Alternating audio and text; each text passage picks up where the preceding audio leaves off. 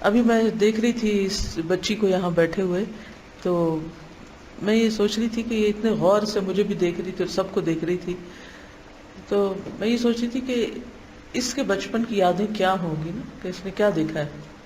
اور مختلف لوگ ان بچوں کے سامنے، یہ ہوں یا کوئی بھی جو باہر سے آتے ہیں، ان کے سامنے جو کچھ ایکٹ کر رہے ہوتے ہیں وہ اس کو ابزارب کر رہے ہوتے ہیں، اور انڈائریکٹلی آپ سب ان کی تربیت کر رہے ہوتے ہیں. ٹھیک ہے نا؟ چاہے آپ اپنے گھر میں ہو، خاندان میں ہو، کسی شادی میں ہو، کسی ادارے میں ہو، کہیں پر بھی ہو، آپ کیا کر رہے ہیں؟ تربیت کر رہے ہیں. کس سے؟ اپنے عمل سے. آپ نے عام طور پر دیکھا ہوگا کہ بچے اسی ٹون میں بات کرتے ہیں جس میں بڑے کر رہے ہوتے ہیں. وہ ان کی نیچرل نہ بھی ہو تب بھی وہ ان کے امیٹیٹ کرتے ہیں، نقل اتارتے ہیں. تو اس سے ہمیں کیا بات پتہ چلتی کہ اگر ہم واقعی چاہتے ہیں کہ بچوں کی تربیت ہو تو اس کے لیے لیکچر نہیں، عملی مثالیں سامنے رکھنی ہوں گی. اس لیے ماں کی تربیت اور تعلیم اور بھی بہت ضروری ہے کہ ان سے نور پھوٹتا رہے اور بچوں تک منتقل ہوتا رہے. جیسے چاند سورج سے اپنی روشنی لیتا ہے، اس کو ریفلیکٹ کرتا ہے، ایسے ہی بچے بھی بڑوں کی روشنی کو ریفلیکٹ کرتے ہیں. بالکل. اپنے آپ کو چیک کرنے کے لیے بھی بہترین موقع ہے کہ بچے کس ٹون میں بات کر رہے ہیں. اس کا مطلب یہ کہ ہم اچھا کر رہے ہیں یا نہیں کر رہے ہیں. بہت اچھی بات کہی آپ نے کہ بعض اوقات ہم ہسبینڈ کی بات مان تو لیتے ہیں مگر ان کی رسپیکٹ نہیں کرتے، بچوں کے سامنے نہیں کرتے. نتیجہ کیا ہوتا ہے کہ بچے بھی باپ کی عزت نہیں کرتے، پھر آپ کی بھی نہیں کرتے، پھر کل کو وہ اپنے شوہروں کی بھی بچیاں یا بچے عزت نہیں کرتے. یہ جو کیس ہم نے کل پڑھا تھا وہ کیا تھا کہ بیوی کو دبا کے رکھا جائے. اگر کسی بچے نے یہی دیکھا باپ کو کرتے وقت تو وہ بھی انکانشیسلی کیا کرے گا؟ اسی طرح دبانا شروع کر دے گا. کیونکہ ہماری شخصیت کا ایک بڑا حصہ ہمارے ماحول کی پیداوار ہوتا ہے. میری ایک دوست تھی تو وہ کہا کرتی تھی کہ جب مجھے بہت غصہ آتا ہے تو میں جھاڑو اٹھا لیتی ہوں، ماپ اٹھا لیتی ہوں اور خوب صفائی شروع کر دیتی ہوں، اور بعد ٹائم وہ بھی کلین ہوتا ہے گھر بھی اور میں خود بھی صاف ہوتی ہوں. آج میں جب آ رہی تھی گھر سے تو آیت نور جو تھی اس کو میں دہرا رہی تھی، تو دہرانے کے بعد پھر میں اس کا ایک آہستہ آہستہ جیسے خود پڑھ کے سوچ رہی تھی ایک ایک چیز. اچھا، اور میں امیجن کر رہی تھی اپنے آپ کو کہ اچھا مثل نورہ کمشکات، کہاں ہے وہ مشکات؟ فیہا مصباح، ہے مصباح، المصباح فی زجاجہ، اچھا شیشہ بھی ہے اس پہ. شیشہ کیسا ہے؟ اس میں کوئی میل ہے، کوئی دھبے ہیں یا چمکدار ہے؟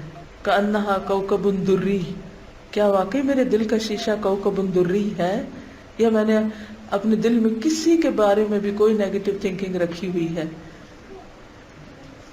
اور پھر تیل ہے، کیا واقعی وہ پیور سورسز سے ہے، اس میں تو کوئی ملاوٹ نہیں؟ اور پھر یہ کہ جو کچھ میں سیکھتی ہوں اس پر عمل کتنا ہے کہ نور و نہ لا نور ہو.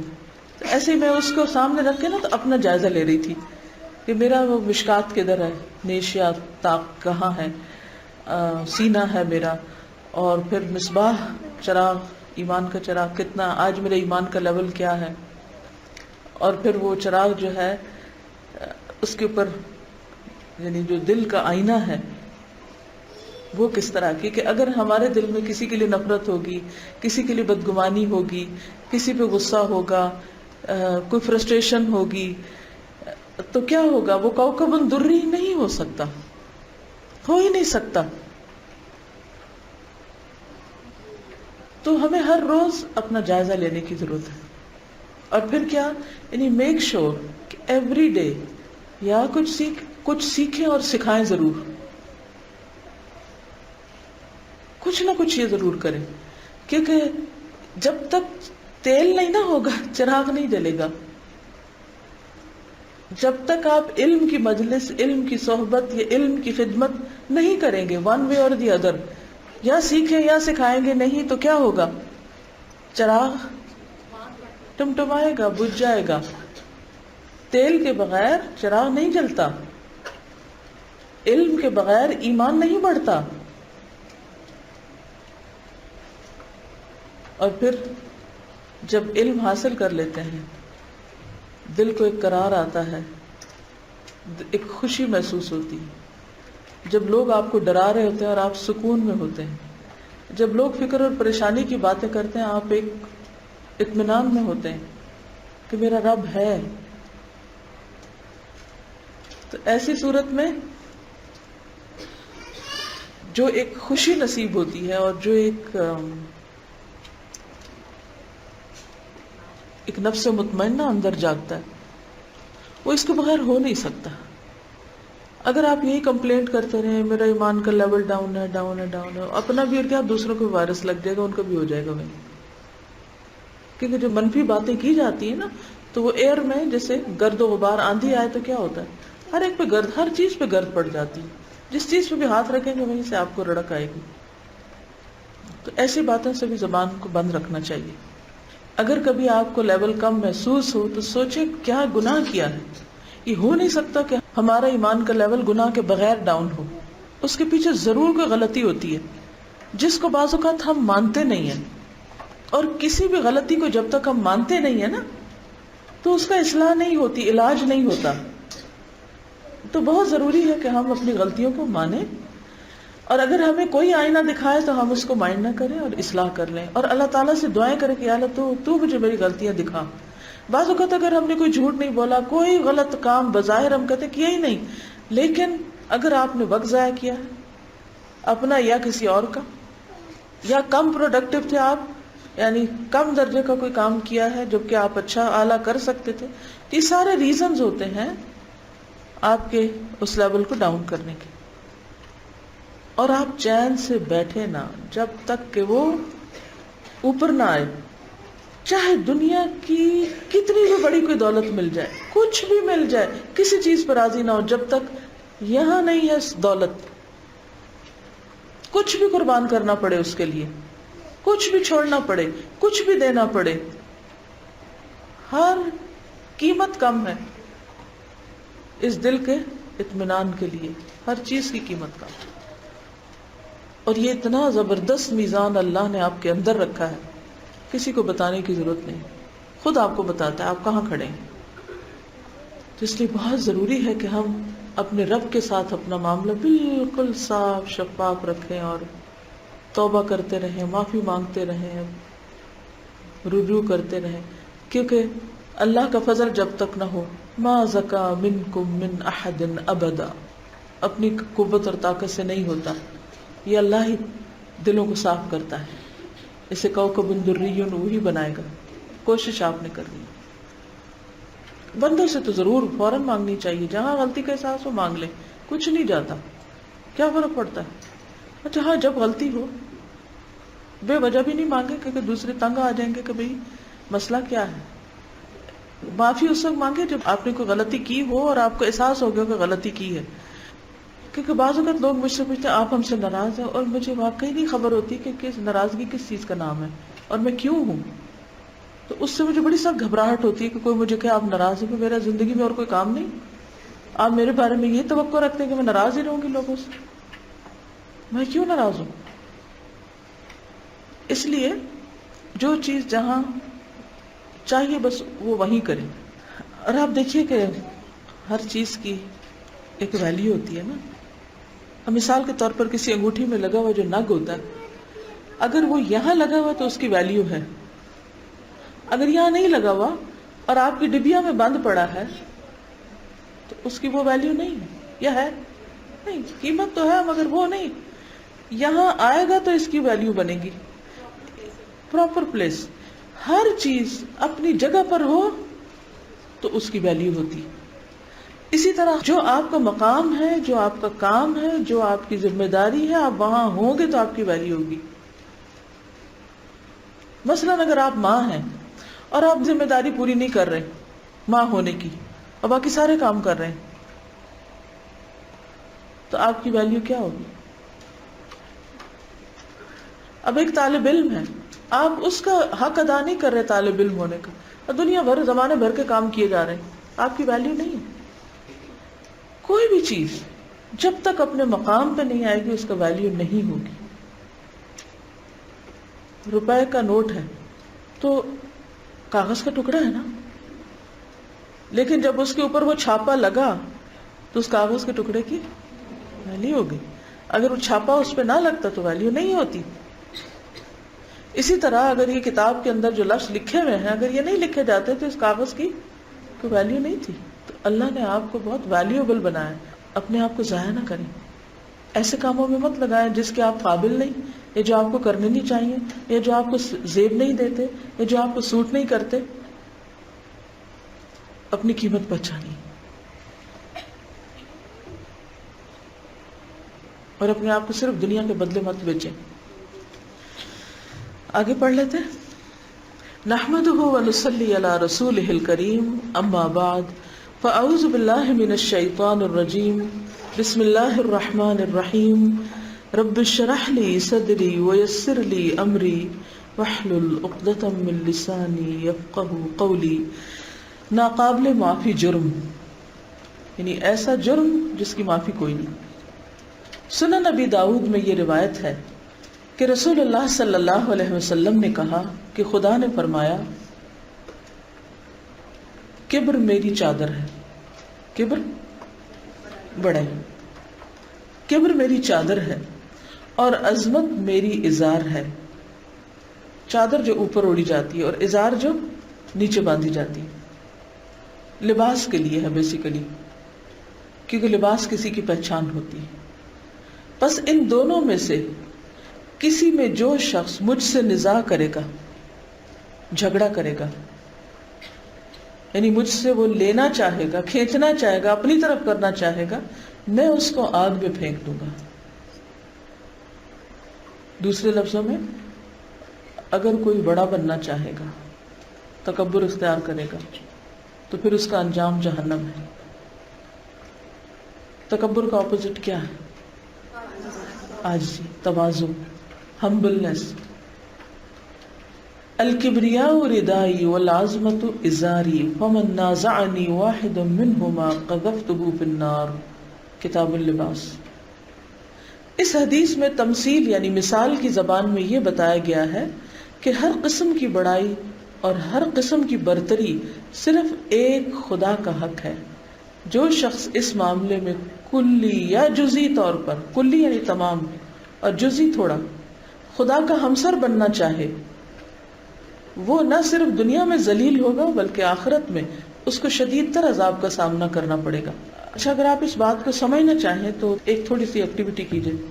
ہر ایک نے اپنا اپنا سکارف اوڑھا ہوا نا، دوسرے کا ذرا کھینچے اور اپنے اوپر لینے کی کوشش کریں، کھینچے کھینچے۔ ناز آنے کا مطلب ہے کھینچنا۔ اب الٹا کریں، اب جس کا نہیں کھینچا وہ اس کا کھینچے تاکہ سب کو پتہ چلے۔ کیسا لگا جی؟ کیا ہوا اور کیسا لگا؟ بہت نہ چاہتے ہوئے بھی آپ کو ایک دم یہ کیا ہو رہا ہے۔ کبھی آپ نے دیکھا ہوگا نا، چھوٹے بچے ہوتے ہیں نا، وہ ماؤں کے ساتھ کبھی کھیلتے ہیں کہ ان کا دوپٹہ کھینچتے ہیں۔ میرے ایک بچے کی عادت یہ تھی کہ وہ میری چادر لے کے تو خوشبو سونگتا تھا اس کی، اور جہاں بھی ہو بس اس کو نیند نہیں جیسے آتی تھی جب تک میرا دوپٹہ نہ کھینچ لے۔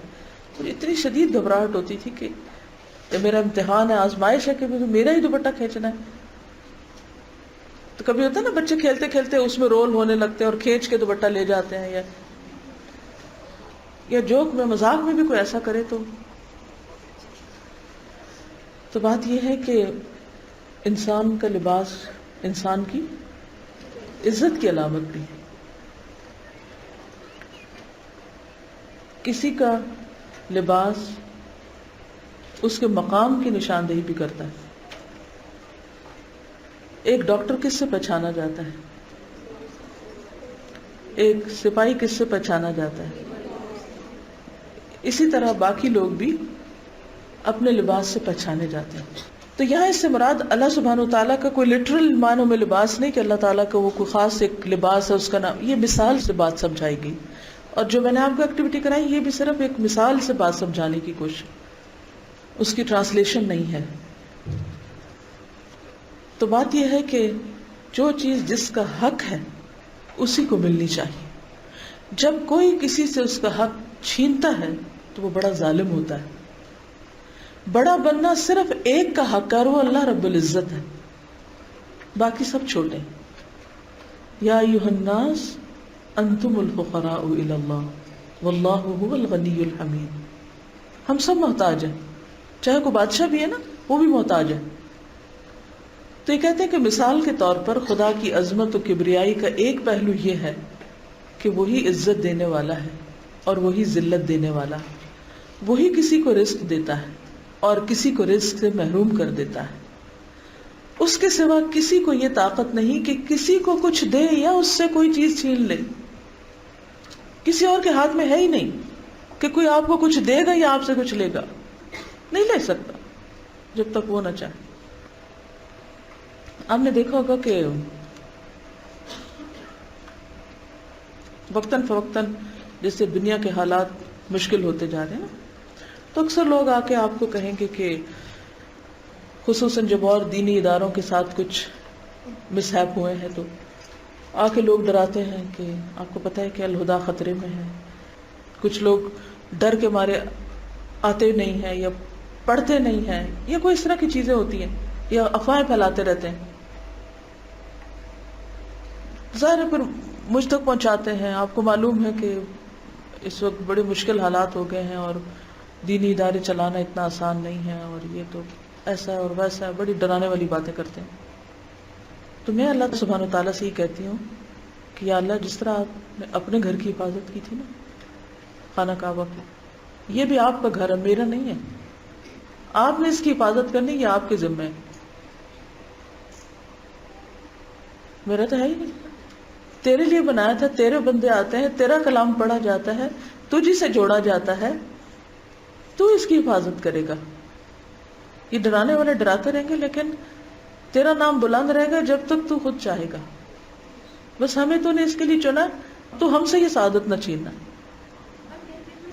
وہاں دوسری طرف یہ بھی کہنے والے ہیں الحمدللہ. تو بات یہ ہے کہ جب کبھی کوئی آپ کو ایسی کوئی بات سے آ کے ڈرائے نا، تو آپ اپنے آپ کو خالص کے کیا نا، میں تیری محبت میں جاتی ہوں، تجھ سے جڑنے کے لیے جاتی ہوں، تیرے پر ایمان کی وجہ سے جاتی ہوں. کچھ یہاں آپ خرچ کریں، چاہے اپنا وقت خرچ کریں، چاہے مال خرچ کریں، چاہے اپنی کوئی ذہنی صلاحیت لگائے یا کوئی، تو ہمیشہ یہ سوچا کریں اللہ تجھے دے رہی ہوں میں. ٹھیک ہے، کبھی ہم ڈبے میں ڈالتے ہیں، کبھی کسی کے ہاتھ میں دیتے ہیں، کبھی ہم کچھ کر رہے، کبھی جھاڑو لگا رہے ہوتے ہیں، کبھی ہم کوئی کام کر رہے ہوتے ہیں، مطلب ڈفرینٹ کام ہم سب کر رہے ہوتے ہیں.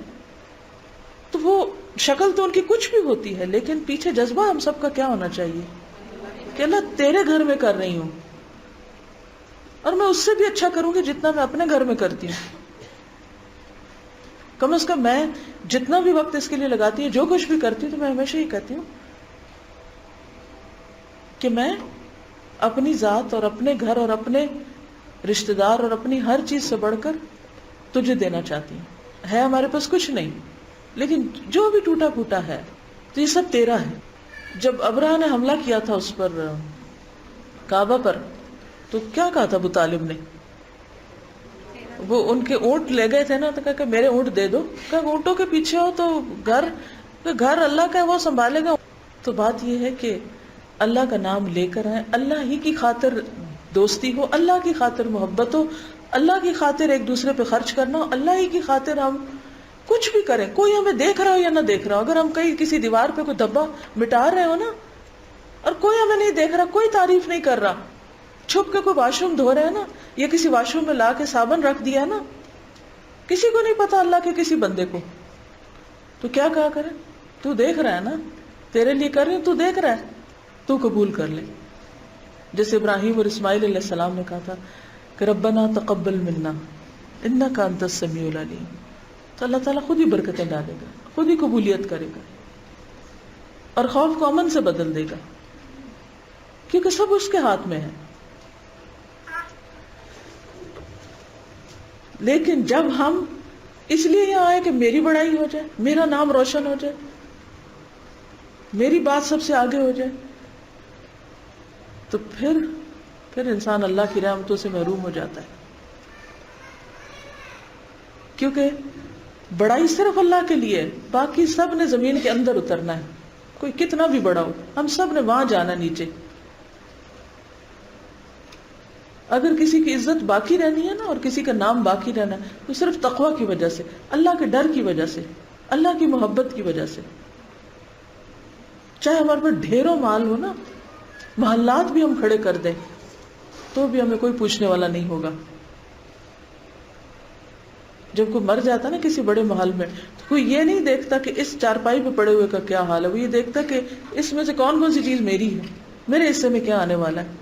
اس کو تو اس سے قطعاً کوئی دلچسپی نہیں ہوتی کہ اس کے ساتھ کیا گزرنے والی ہے، قبر میں جا کے اس کا کیا حشر ہونے والا ہے۔ دیکھیے جب ہم اپنی زندگی میں خود اپنی فکر نہیں کرتے نا، خود اپنا ایمان ٹھیک نہیں کرتے، خود اپنی عبادت ٹھیک نہیں کرتے، خود اللہ کے لیے خود نہیں خالص، کسی سے کیا توقع رکھتے ہیں کہ وہ ہمارے لیے کچھ کرے گا جب ہم نے اپنا بھلا خود ہی نہیں کیا۔ جتنا جتنا آپ اللہ کے لیے کسی چیز کو خالص کرتے جاتے ہیں نا، اتنا اتنا آپ کی روح کی ڈیپتھ تک آپ کو سکون اور خوشی ملتی ہے، چاہے کوئی ایک بندہ آپ کو پوچھنے والا نہ ہو، ایک بھی نہ ہو۔ آپ تنہا ہو کے بھی تنہا نہیں ہوتے، آپ کا رب ہر وقت آپ کے ساتھ ہے۔ جس کے ساتھ اللہ ہوتا ہے وہ تنہا نہیں ہوتا، اور ان تجربات سے بھی اللہ تعالیٰ ہمیں اپنے اور قریب کرتا ہے۔ تو ہم سب کو یہ بات یاد رکھنی کہ کچھ بھی ہم کریں، ہم اپنا نام بڑھانے اور بنانے کی فکر نہ کریں، اور اس کا ٹھپا لگانے کی ہر جگہ کوشش نہ کریں۔ ٹھپے لگانے سے کبھی کسی کا نام نہیں روشن ہوتا۔ اگر ایسا ہوتا نا تو دفتروں میں جتنی موریں لگتی ہیں نا لوگوں کے ناموں کی، تو پتہ نہیں وہ کہاں تک پہنچے ہوئے ہوتے۔ اس کے سوا کسی کو یہ طاقت نہیں کہ کسی کو کچھ دے یا اس سے کوئی چیز چھین لے۔ مثلا ایک شخص کو کسی آدمی پر غصہ آ گیا، آ جاتا ہے نا، ہم سب کو آ جاتا ہے۔ یہ غصہ انتقام تک پہنچ گیا کہ میں اب اس سے بدلہ لے کے چھوڑوں، میں نہیں اس کو اب چھوڑنے والا، خبر لوں گا اس کی۔ یہاں تک کہ وہ اس کے درپے ہو گیا، پیچھے پڑ گیا کہ مذکورہ آدمی کو بے عزت کرے، اس کے رزق کا ذریعہ اس سے چھین لے۔ بعض اوقات کسی ملازم پہ غصہ آ گیا تو کہتا ہے اب اس کو تو فارغ کر دیں گے، وہ اس کو اس کے ماحول میں بے جگہ بنا دے، اس کو ذلیل کر دیں گے۔ کسی شخص کی طرف سے اس قسم کی تخریبی کوشش خدا کی عظمت و کبریائی سے گویا نزاع کرنا ہے، یعنی بندوں کو ذلیل کرنا دراصل اللہ کے فیصلے پر راضی نہ ہونا ہے۔ یہ نعوذ باللہ خدا کے اختیارات کو اس سے چھیننے کی جسارت کرنا ہے۔ آپ کب سے بڑے بن گئے کہ لوگوں کو ذلیل کریں اور لوگوں کو بے عزت کریں اور لوگوں کی قسمت کے فیصلے کریں؟ اس قسم کا فعل حد درجہ سنگین ہے۔ جو شخص ایسا کرنے کی کوشش کرے وہ بظاہر اپنے حریف کے ساتھ یہ فعل کر رہا ہوتا ہے، یعنی مخالف کے ساتھ، مگر حدیث کی زبان میں وہ براہ راست خدا سے نزاع کر رہا ہے۔ وہ خدا کے اس نظام میں دخل دینے کی کوشش کر رہا ہے جس میں خدا نے کسی دوسرے کو شریک نہیں کیا۔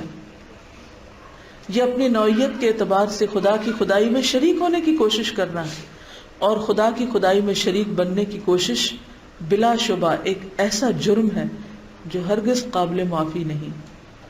انسان کی بڑائی کبر میں نہیں ہے بلکہ تواضع میں ہے، اس کو انڈر لائن کر لیں۔ انسان کی بڑائی یعنی جن ہتھ کنڈوں سے ہم بڑا ہونا چاہتے ہیں نا، وہ بڑا نہیں ہو سکتا کوئی۔ اور جب آپ اللہ کی خاطر چھوٹے ہو جاتے ہیں نا، پیچھے ہٹ جاتے ہیں، جھگڑا چھوڑ دیتے ہیں، صبر کر جاتے ہیں، بظاہر لگتا ہے اوئے اوئے آپ نے مار کھا لیا، آپ پیچھے نہیں، رفعہ اللہ، اللہ ایسا وقت بہت جلدی آتا ہے کہ جو جس کا مقام ہوتا ہے اس کو وہاں پہنچا دیتا ہے۔ انسانیت کی تمام ترقیاں متواضع انسان کے لیے مقدر ہیں، نہ کہ متکبر انسان کے لیے۔ متکبر انسان آگے نہیں بڑھ سکتا۔ سبحانک اللہم و بحمدک، نشہد ان لا الہ الا انت، نستغفرک و نتوب الیک۔ السلام علیکم و رحمۃ اللہ وبرکاتہ۔